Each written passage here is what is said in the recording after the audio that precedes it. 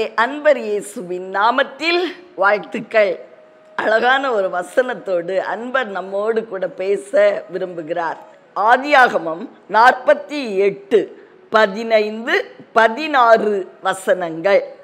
நான் பிறந்த நாள் முதல் இந்நாள் வரைக்கும் என்னை ஆதரித்து வந்த தேவனும் எல்லா தீமைக்கும் நீங்களாக்கி என்னை மீட்ட தூதனுமானவர் இந்த பிள்ளைகளை ஆசீர்வதிப்பாராக. யார் சொன்னது? யாக்கோபினுடைய வார்த்தைகள். யோசேப்பினுடைய பிள்ளைகளாகிய எப்ராஹிமையும் மனாசேயையும் அவர் இப்படியாய் ஆசீர்வதிக்கிறார். நான் பிறந்த நாள் முதல் இந்நாள் வரைக்கும் ஆசீர்வதித்த தேவன் இந்த பிள்ளைகளை ஆசீர்வதிப்பார், எல்லா தீங்குக்கு விலக்கி பாதுகாப்பார். எவ்வளவு ஒரு நம்பிக்கையான அறிக்கை பார்த்தீர்களா? யாக்கோபுக்கு தெரியும், தாம் பிறந்த நாள் முதல் இந்நாள் வரைக்கும் எவ்வளவாய் சுமந்து வந்தார். பிரியமானவர்களை, சில வேளைகள்ல நம்ம கடக்க முடியாத ஒரு கரையில நிற்போம். நின்றுட்டு என்ன புலம்புவோம்? எப்படி இதை நான் கடப்பேன்?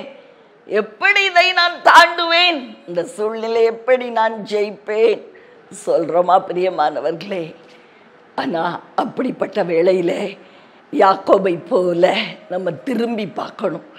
பிறந்த நாளிலிருந்து இந்நாள் வரைக்கும் எத்தனை கடக்க முடியாத எல்லைகளை அவர் கடக்க வைத்திருக்கிறார். சுமக்க முடியாத பாரங்களை அவரே நமக்காக சுமந்திருக்கிறார். எப்படி தாண்டுவோம் அப்படின்னு தெரியாத திக்கற்ற நிலைமையில தாண்ட பண்ணி இருக்கிறார் இல்லையா? அதை நினைச்சு பார்த்தோம்னா இன்னைக்கு கலங்க மாட்டோம்.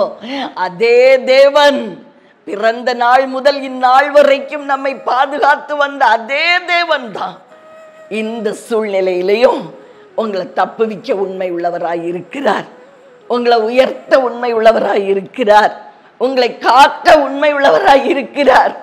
எவ்வளவு அழகா யாக்கோபு தேவனை குறித்து அறிந்திருக்கிறார். நாமும் கூட கஷ்டங்கள் வரும் பொழுது இப்படியாய் ஒரு குறிப்பிட்ட ஒரு இன்சிடென்ட், முன்னாடி நடந்த ஒரு காரியத்தை நினைச்சு பார்க்கணும். அந்த கஷ்டத்துல எப்படி என் தேவன் என்னை காத்தார், அதே போல இப்பொழுதும் இந்த சூழ்நிலையில தப்புவிப்பார். பிரியமானவர்களே, அதைத்தான் யாக்கோபு நம்பி பிள்ளைகளை ஆசீர்வதிக்கிறார். நான் பிறந்த நாள் முதல் இந்நாள் வரைக்கும் வயது முதிர்ந்த காலம் வரைக்கும் காத்தாரே, இந்த பிள்ளைகளை எல்லா தீங்குக்கும் விலக்கி பாதுகாப்பார்.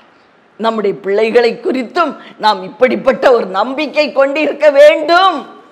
பிரியமானவர்களே, உங்களுக்காக ஜெபிக்கட்டுமா?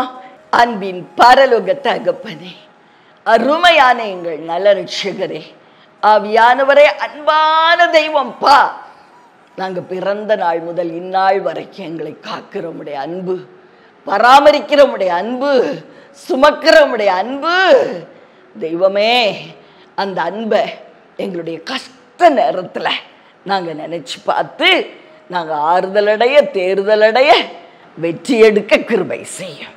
இயேசுவின் நாமத்தில் ஆமென்.